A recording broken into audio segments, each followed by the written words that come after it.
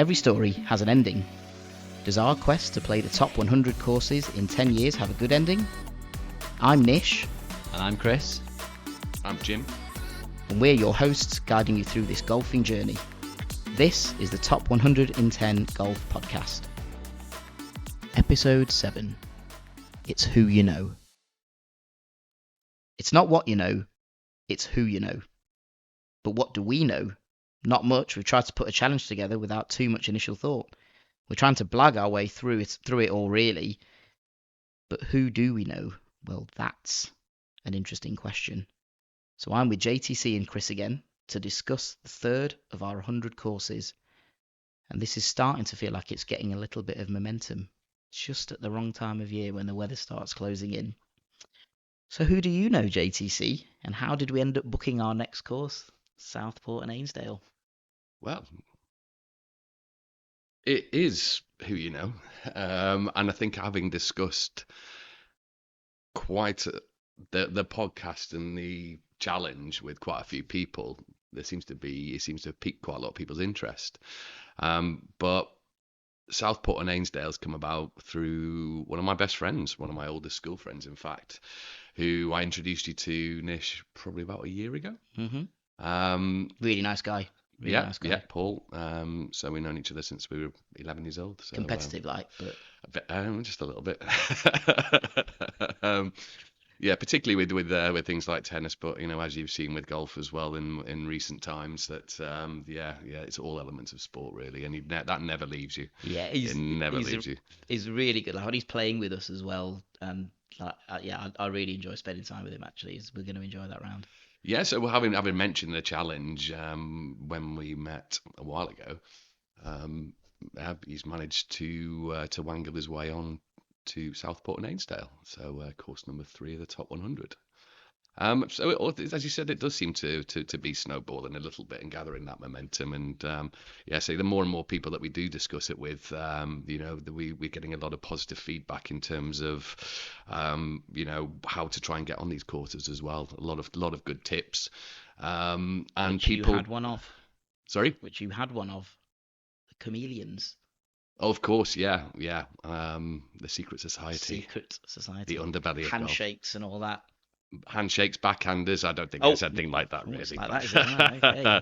No, it is. Golf is a community. Yeah. And I'm pretty sure that as this thing gathers even further momentum, that there'll be people who are interested in helping you complete that challenge, because obviously there are quite a few courses which are nigh and impossible to get into. But that's something for another day, I think.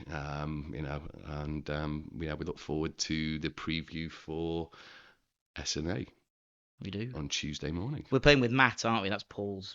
Yes, friend. yeah. So Paul's Paul. It's I think it's Paul's son's friend from school.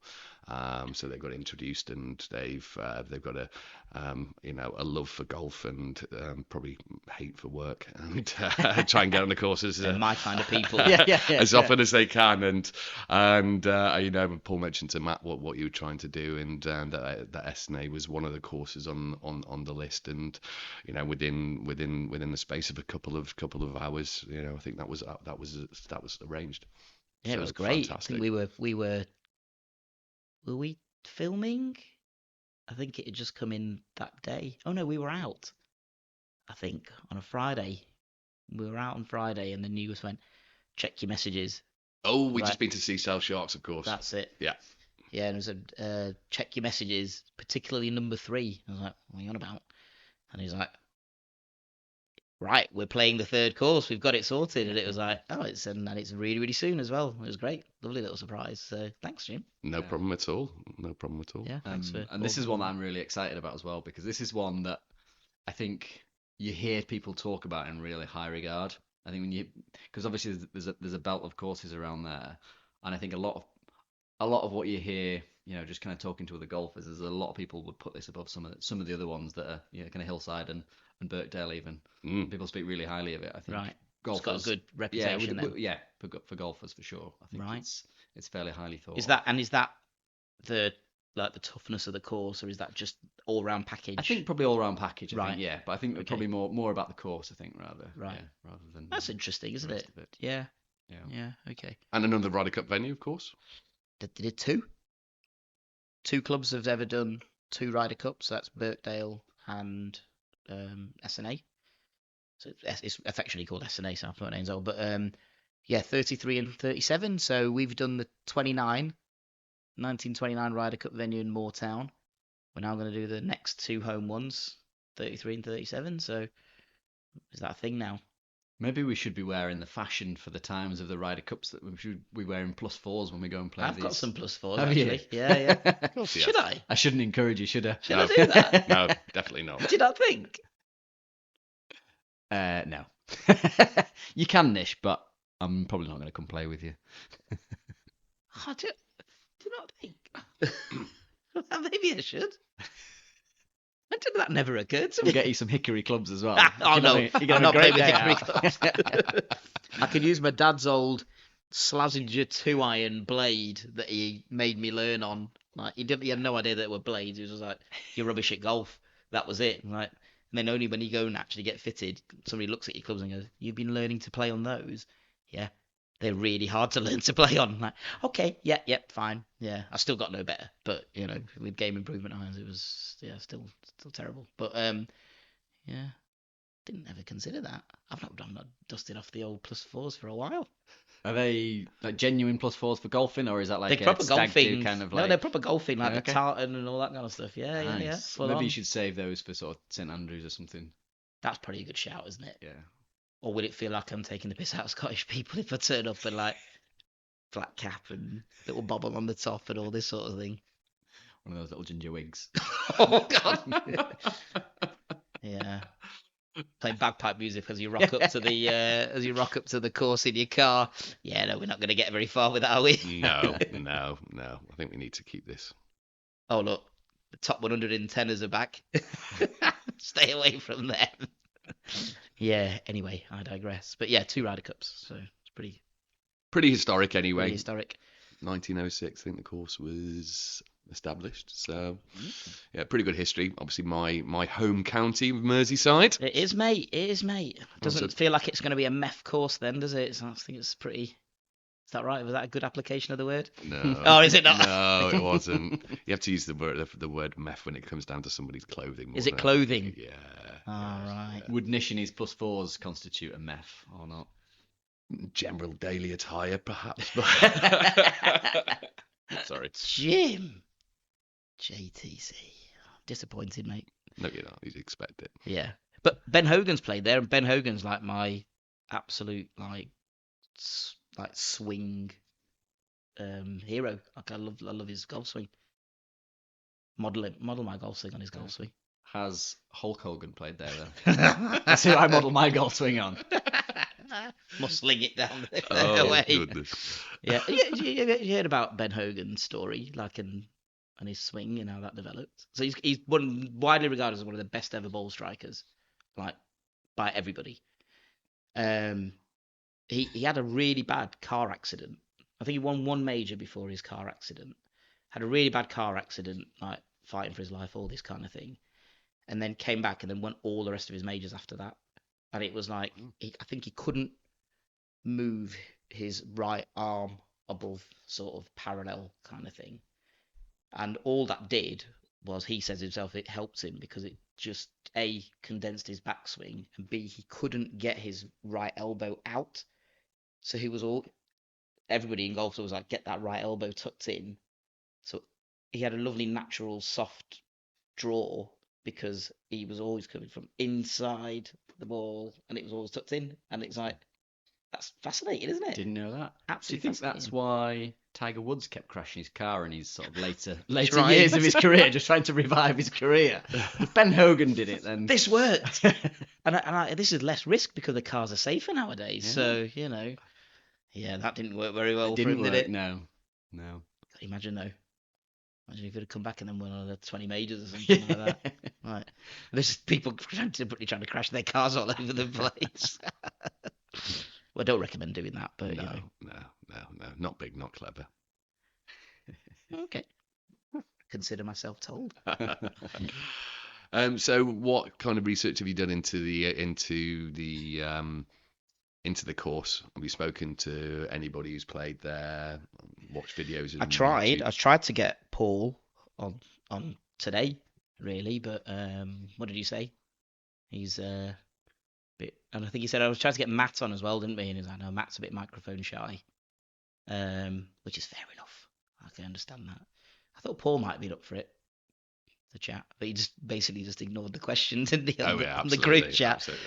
Well, you didn't ask me. I mean, Paul, do you wanna I get tried to involved? ignore the question for a You few can't. weeks, Nish, but I'm just next door, so you just knocked on the door. I will hunt you down. Yeah, on the walk to school with the kids. That's it. Like with a microphone attached to the. So, Chris, what are your thoughts on? Yeah. Yeah, you did ask me whether he might be keen to do something. I didn't think he would, but I think it's something that people might get a little bit more involved in the future.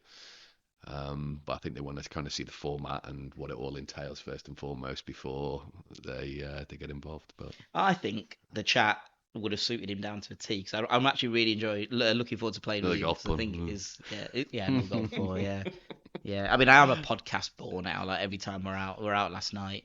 My good friend Tom Biddle, who's done all of our artwork, he is getting married. So we went on a mini stag and I ended up chatting to Rob about the podcast for about half an hour. So yeah, I am that person, you are.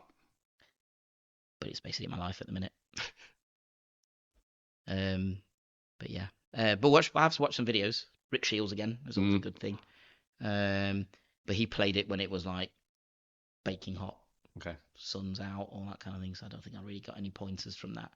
But you can go and, I mean, their website is spectacular. Like really, really well put together website. Yeah. And the flyovers are amazing. Like you can literally just watch every single square inch of that golf course in prep. I've sort of done that, and I've forgotten it.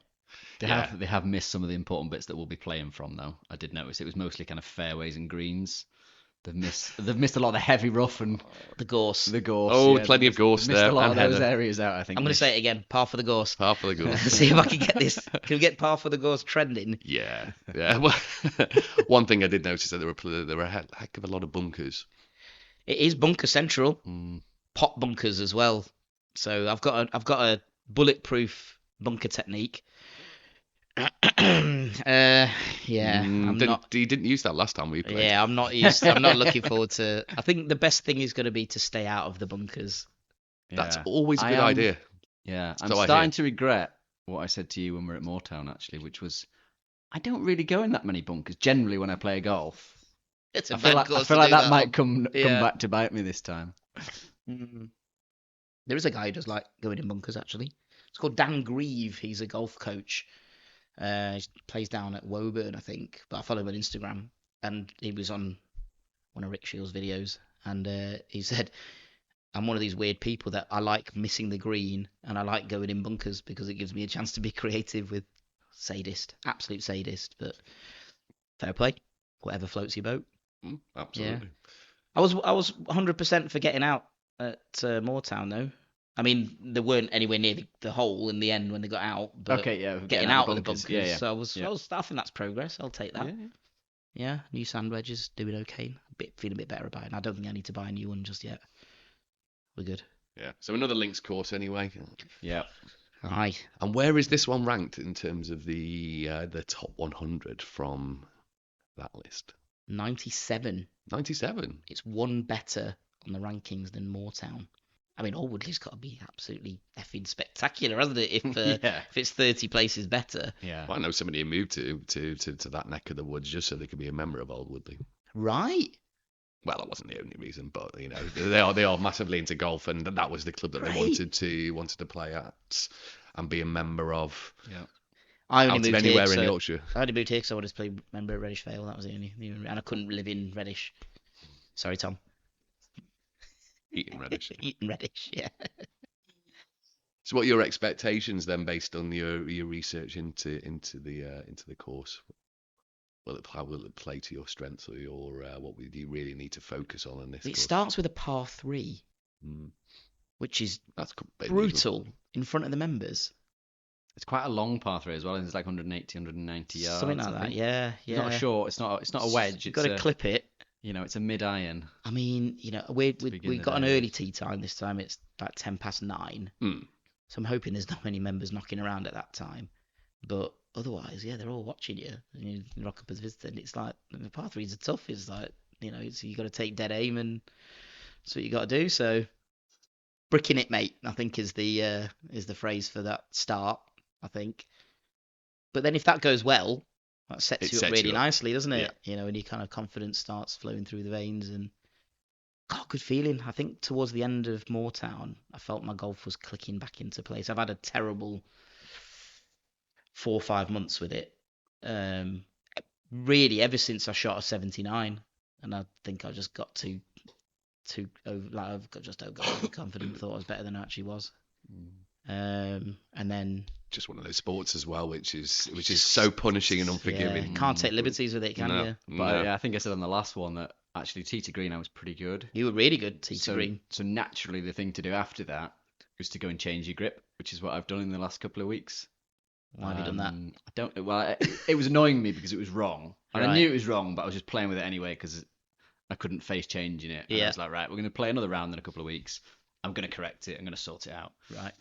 So yeah, that's made my ball striking significantly poorer than it was before. I feel like. So did you do that before we played Moortown? No. Right. No, so you've done it since. Post Moortown change. Yeah, I feel like maybe you should have left that for winter work. Yes, I should.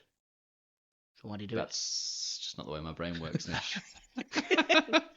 Fair enough. There's nothing logical about my thought process other than this isn't right. I must fix it.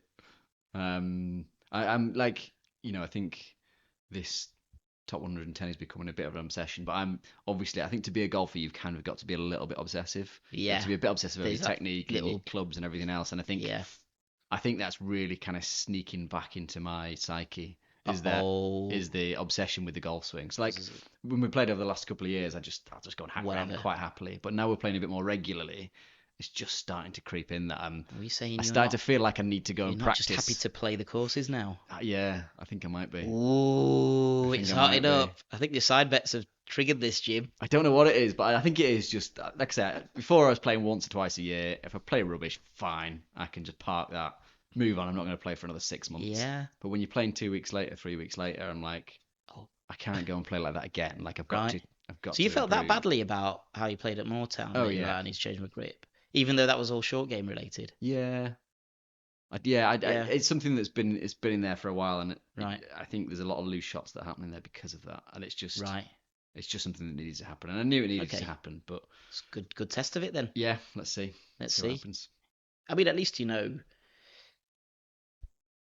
let's think positively, and it's going to be a good round.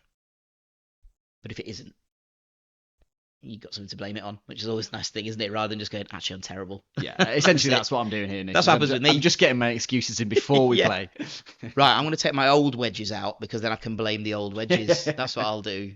That's a good idea. But yeah, so it starts with a par 3, and then that's a toughie.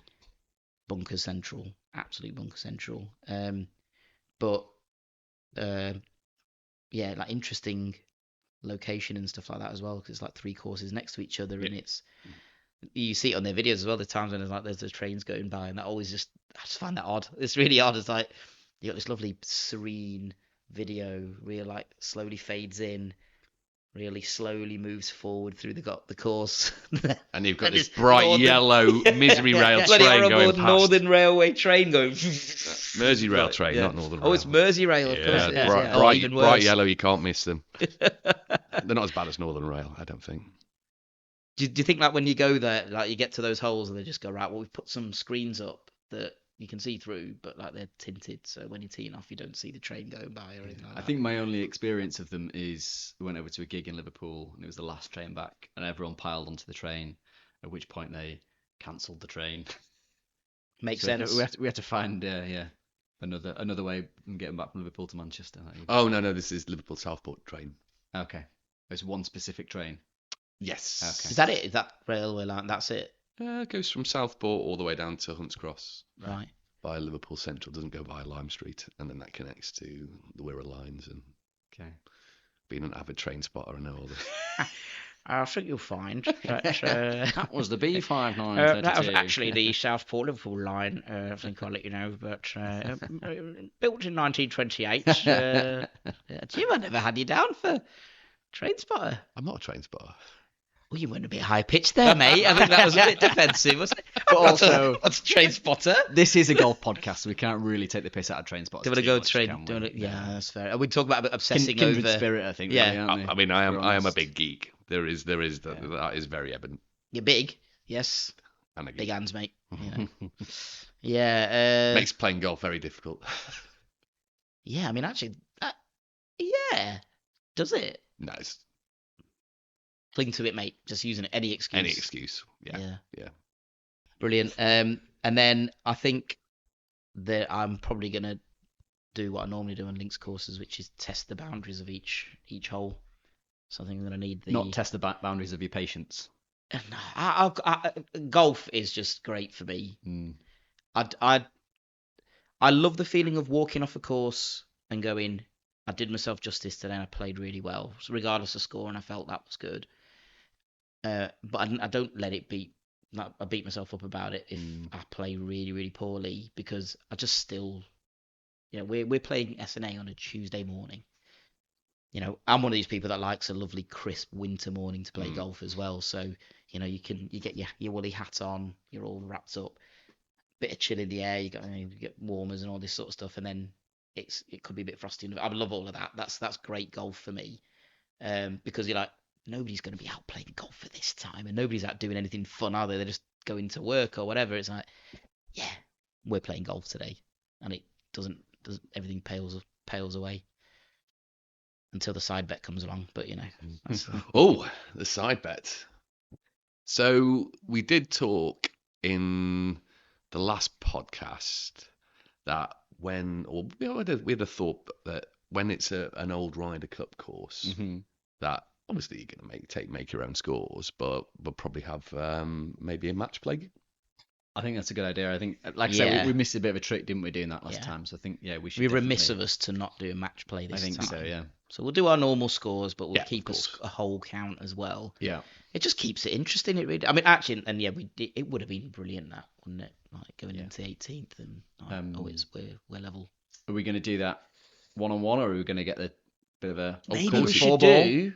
We should do, because jumping ahead a little bit, we have booked to play Ganton in June, and we're doing a 4-ball better ball competition. Okay. Eek. I've never done any kind of competitive golf ever, so I'm gonna have to speak to you about how all that works. But it could be a good excuse to do match play against, Paul and. Well, I think we Paul should and compete Matt. against each other. I think that would. That would be the logical. I'll thing. have Paul on my team, so he's good with driver. And when he's not, his second shot's a race. Yeah, his recovery is unbelievable. Like that's the thing that always gets me. If he gets himself in trouble, rarely does, but if he does, he'll like whip out his hybrid and like, great, and it's on the green. You're like, well, you're all good with that then, aren't you? Oh yeah, okay, right. So I think Matt's pretty good, obviously, as well. So that's it. So I hear. He's got to be. He's a member at SNA, isn't he? You can't be a hacker over there, can you? Well, that's something we need to discuss anyway. Whether you do it kind of on the side amongst yourselves, you two, or maybe we should be. them Maybe we involved. should be together. Actually, no. If they're both really good, then that's probably not going to work, is it? I think We'll we could figure give it out. somebody a game. Right, we'll be able to do it. We'll speak to them and see. I mean, there might be like good friends, Paul and Matt, but maybe they don't want to be in the same team, and they want to split up. So it probably does make sense to not be the same team. I think so. Yeah, I think that does make sense. I think Actually, let's compete. Let's do that. We're only doing it informally anyway. Yeah. It's not like it's a big thing, is it? We're not going on any honours boards or anything, are we? Unless we are. Also, you've not seen me in a competitive environment. Oh no! Have you? Is this it now? Oh, like, we've dear. had what? We've had 2.5. We're coming up to 2.5 years living here, and like, Chris is a great guy, dead placid, gets on with whatever, and suddenly turns this absolute animal on a competitive. I vividly remember this from playing golf as a junior, and I'd been out and played I can't remember if it was a county match or whatever, it was a competition. And I got in the clubhouse, and one of my other mates had been playing in a different group. We came in, I was having a bit of crack with him, and the guy I was playing with just turned to me and went, "Do you know what? I thought you were a real dick for the entire time I was on that course. I didn't dare speak to you." I was like, "Oh my god, am I that bad?" Like giving off that air. But I mean, I was, yeah. I In mean, the zone. once I was in that zone, like, Are you like? I mean, I'm like a real like once I'm over that line. Once you've had It's a club sandwich I've and, had a club and an orange lemonade, you're fine. Yeah, I think you need the club sandwich on Tuesday morning before you go out. And that's another Is thing it- that we're probably going to introduce, wasn't it? Yeah, best club sandwich. Is this like See, I hope S&A live up to expectations. I mean, if they haven't got branded Yeah. napkins, mate, I'm walking out. Like, you got to have a branded napkin now I'm sure they for will. me. I mean, it's going to be interesting at some of the nicer clubs whether they actually serve a club sandwich, isn't it? Is that beneath them, you mean? Yeah. Oh, Do you reckon we have to make a special request for that? Oh, Like a rock up at that Wentworth and When like, and like have a club do sandwich. like a foie gras this Yeah. morning, so you know, it's like, all right, yeah. You could just like put some pieces of bread between that and bit of lettuce. Make it triple stacked. Yeah. First off, right? Just bit of lettuce. substitute the. Are you the are you salmon trying for- to make us make a club sandwich, sir? No. No. I'm not doing that at all. But just do what I say, please. Yeah, I think. Are we talking like Tiger Woods trash talking competitive, or you Or you're just so focused. unapproachable I think just during the round? pretty unapproachable. Like Right. I am in the zone. Like I'm not. Don't come anywhere near There's me. nothing. There's nothing else going on other than that next It's shot. interesting, isn't it? That Yeah. I love finding out about stuff about people like that. Yeah. I don't know, a bit weird like that maybe, but like that psychology of it all, where you go, like, dead nice guy, whatever, all right guy, sorry I should say, but yeah, get him in a competitive environment, and then Yeah. he's like, what's happened here? Well, that's Yeah, sport, yeah. isn't it? I think it does bring it out I think in you, we that. all are to some extent. I mean, I think it's definitely lessened with age. That so like when I'm playing a sport now, I'm definitely much better than I used to be. So I Yeah. used to have like a terrible temper when I was Yeah. playing sport, any competitive just sport. get annoyed at everything. Just get annoyed at yeah. everything, and yeah. That has actually just reminded me of something we discussed on the way to Moortown last time, because we were talking about the challenge, as we do, and then you did say something that was quite interesting, because you said about sort of doing it, and I suppose, look, we've played 2 courses, we're getting on to number 3 here now, the grand total of 3% of the way there, but like Chris went, I'm determined to do this. I was like, okay, like why is that? And he was like, I don't know, maybe there's like this, because you were very good when you were young, and you Yeah, played wanted well to be professional competitively, and wanted to yeah, be yeah. pro, and it was like, that's Yeah. all I ever wanted to do. Chris was like, I just only ever wanted to play golf professionally, and then gave it up and sort of missed the boat. And this is like, feels like my chance to maybe relive some of that, because you're playing these amazing courses, which you would do It's a bit of regularly. redemption, I suppose, in some ways for Yeah. that decision that you made. But you made the decision, so it's. I did make the decision. I'm not someone who looks back Mm. particularly much in life, but that's probably the one thing that I would look back on and go, if I'd have had that time again, I probably would have done that slightly differently. But I think at 16, you know, everyone else is going out and having fun, and you're going, well, actually, maybe I shouldn't be spending my time playing golf. Maybe there's more fun things to be doing. There's definitely more fun things than playing golf left, right, and centre. But yeah, I think it's interesting, because it's a different motivation to what I've got. yeah. I want to brag on social media. Yeah, I mean that's not me at all. No, it's not you at all. No, I'm a, I mean, I don't get it. I really don't understand it. Like, because one of these things, like talking, I don't, you on, when are you becoming Facebook friends? Basically, is the thing, isn't it? Yeah, not really on there. Sorry, what? Yeah, no, I don't really do so. So you don't do social media? Well, how do people know it's happened if you haven't posted on Instagram? It's just weird. It's a like- different mindset. yeah, it's just never Yeah. been me at all. I'm jealous of that. I really am jealous of that, because as most people probably attest to that, once you're in it, yeah. you just get hooked on that, and you just keep doing it. Yeah, I know what you have for dinner every fucking night.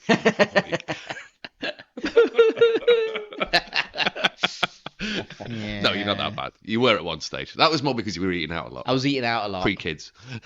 I think one of your favourite phrases, I'm going to social media the fuck out of this. Yes. Everyone Oh, get ready. really? Is he mute? It's like, you post something, I'm like, oh God, do you actually look in the background? I got me picking my nose or something. It's like that type of thing. It's like, it's Mate. just posted, it's there for everyone to see. I Don't mean, tag me in it's that a one. curse because you're never off. Like you're always looking for an opportunity to pick a picture to post.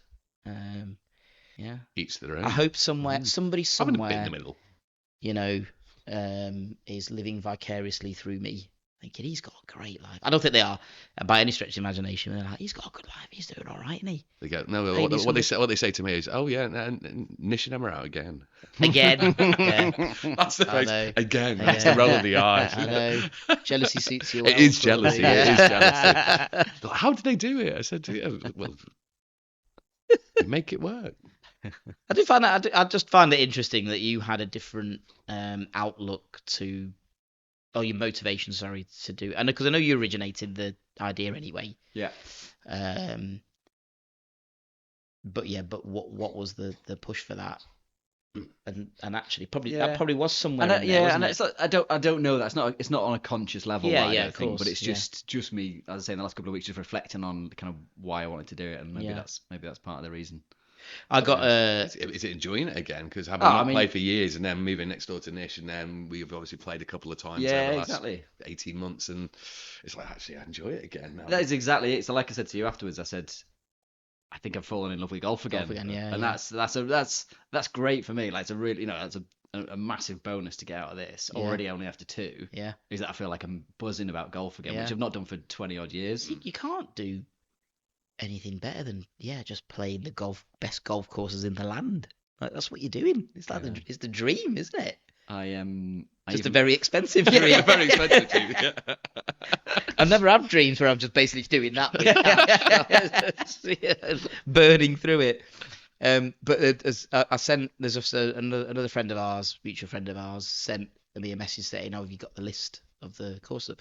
Which we have on our website, www.top100in10.co.uk. There is a list up there now, and he sent it to his dad. His dad came back with, "Well, is he a millionaire or something? I'll tell you for free now, he won't get onto Wentworth, and he won't get onto this, and he won't get onto that." I was like, I want to do it in 9.5 years now because I want to go back and gloat. It's like, yeah, we did it. So yeah, it's just kind of.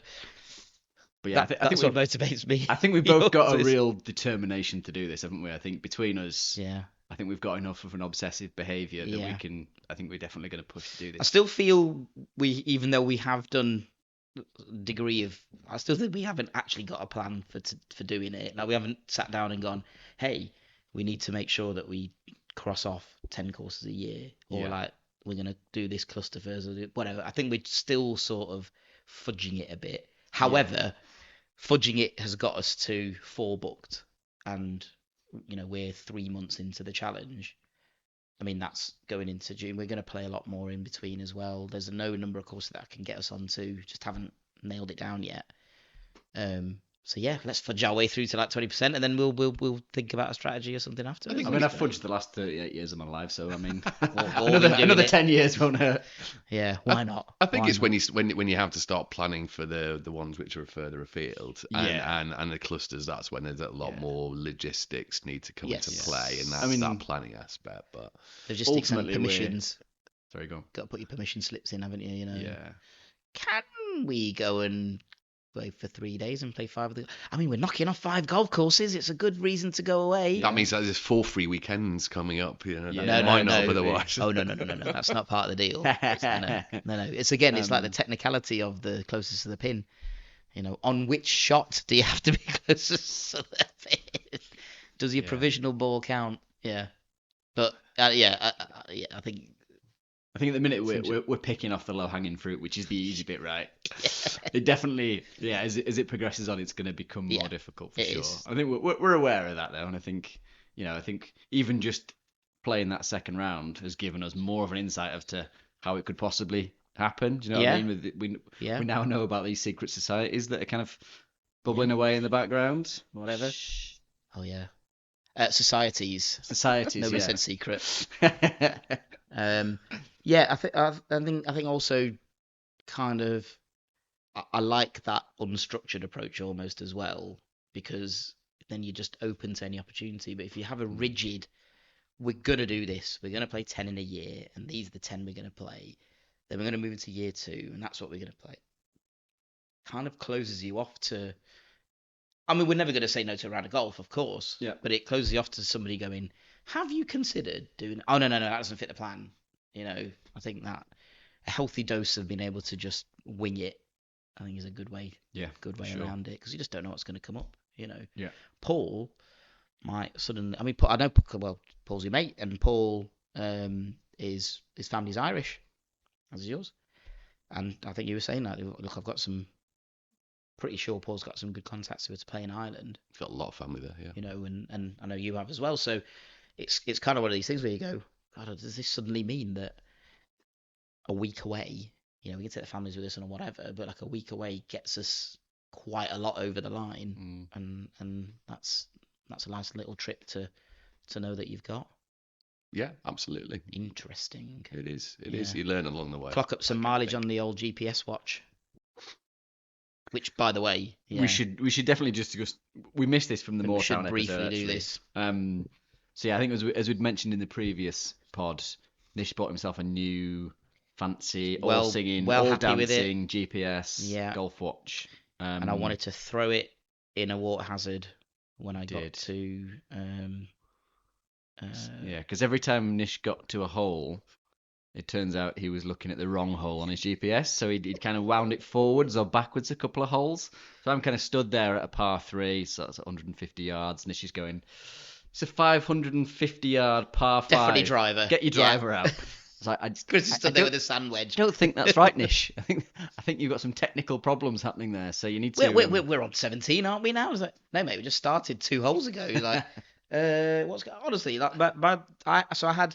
This is a Garmin... Like, I think it's an shameless S60. plug.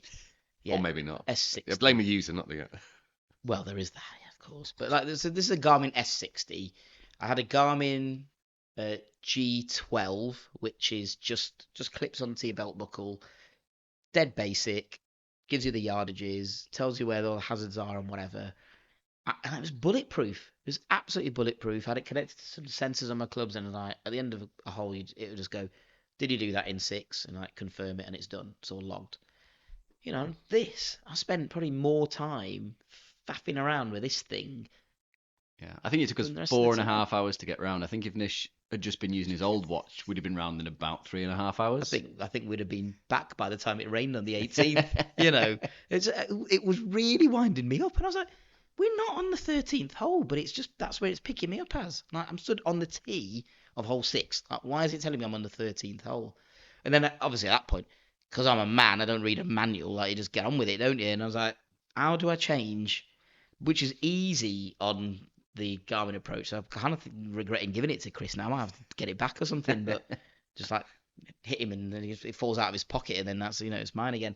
But it's like, this is supposed to be really easy to use and help you out.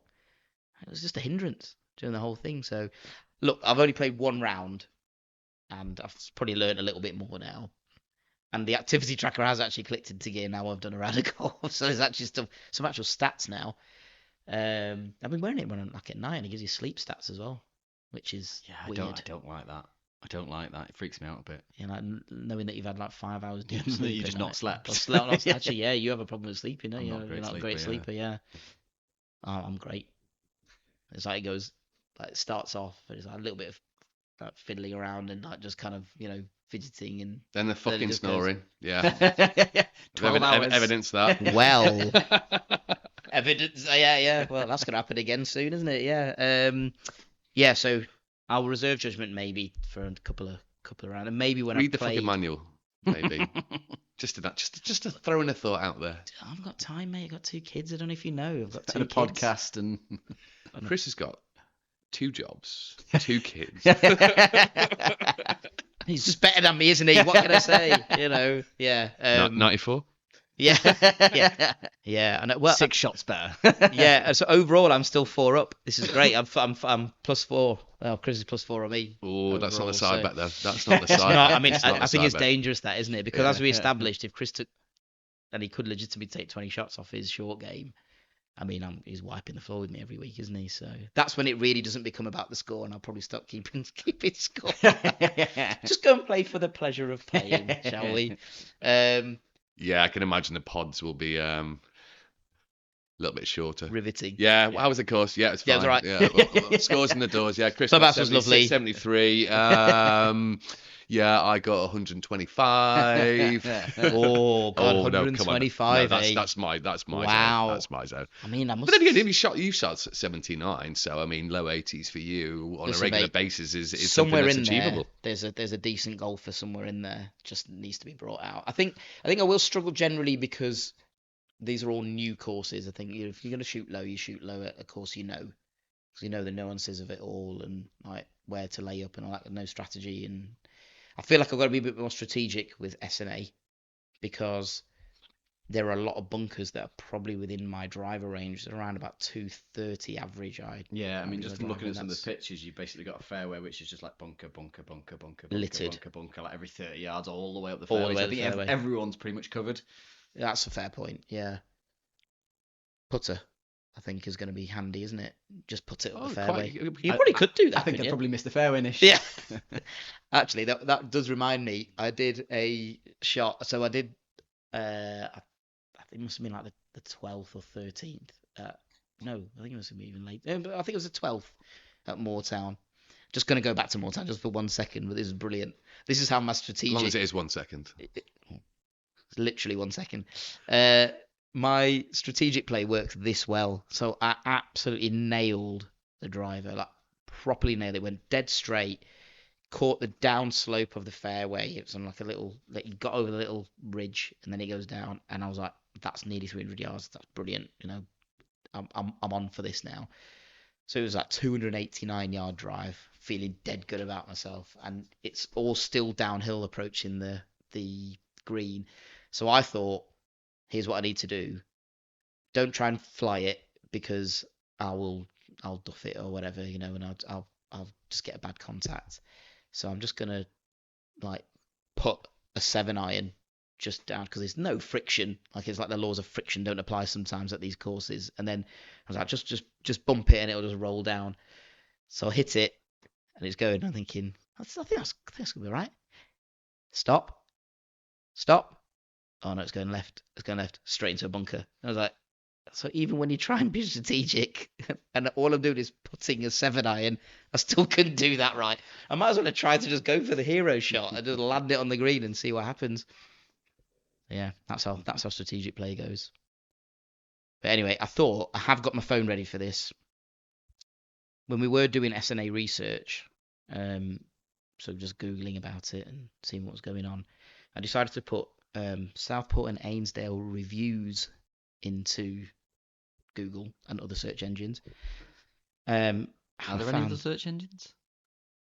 Yeah. I mean, Ask Jeeves doesn't exist anymore, does it? Jeeves, Safari, that was a good one. Safari, yeah. Brave, What was it? Microsoft Edge. Yeah, they're all rubbish. Ask really. Jeeves. That was brilliant, wasn't it? I used to have a mate. Yeah, you had to write a full question. You had to write a full question. I'm not sure you actually did. You but did you have to, anyway. but it was like, yeah, Ask Jeeves.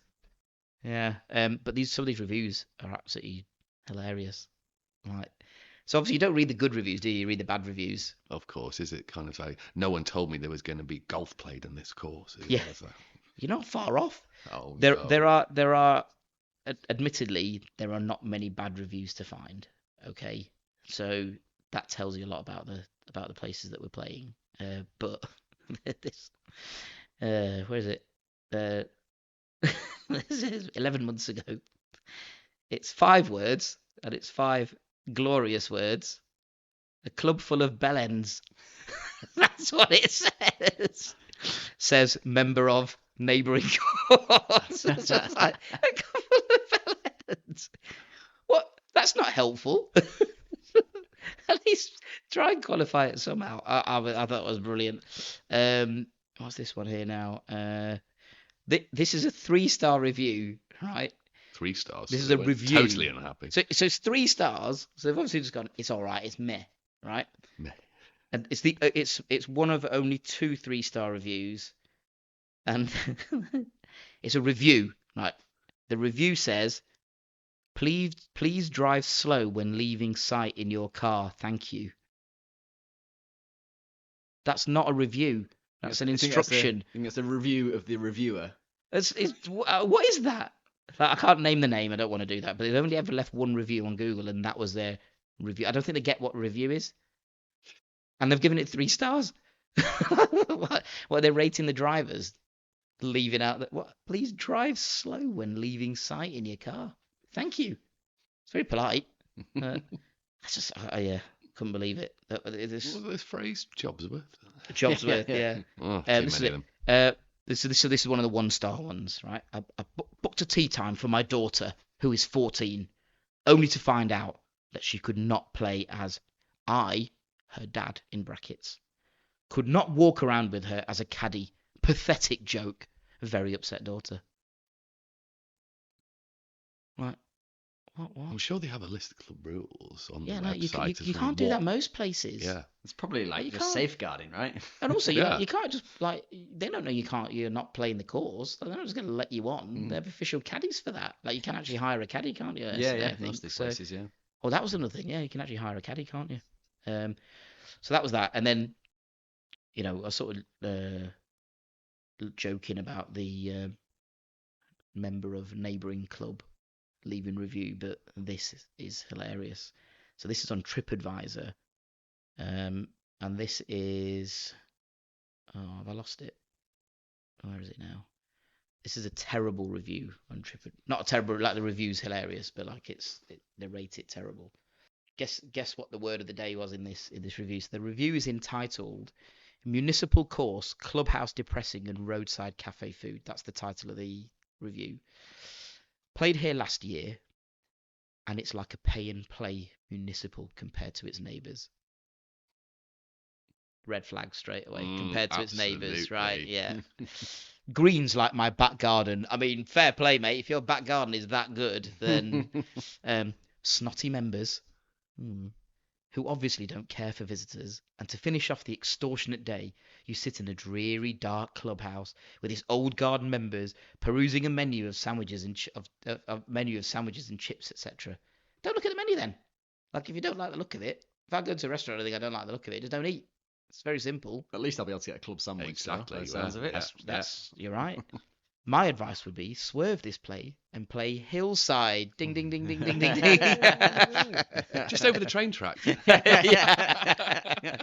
You never notice the trains at Hillside. And you Google his name and just see whether he's like the promoter for Guarantee Hillside Golf Course. Absolutely guarantee you. Yeah. And he goes, better all round packages. Yeah, you won't be made welcome here at this Parkland Municipal. I mean, they're describing reputationally one of the best courses in the world. In the world, never mind. Yeah, just as a municipal. I'd love it if he just played the wrong golf course. And there's just like a little pitch and putt next door that he's gone round and go, this is ridiculous. I paid for this online. It's just scandalous. £130.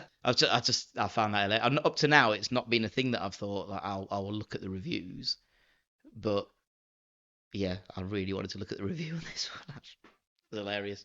I mean, the one about the upset daughter. Well, yeah. You should know. And then the advice. Yeah.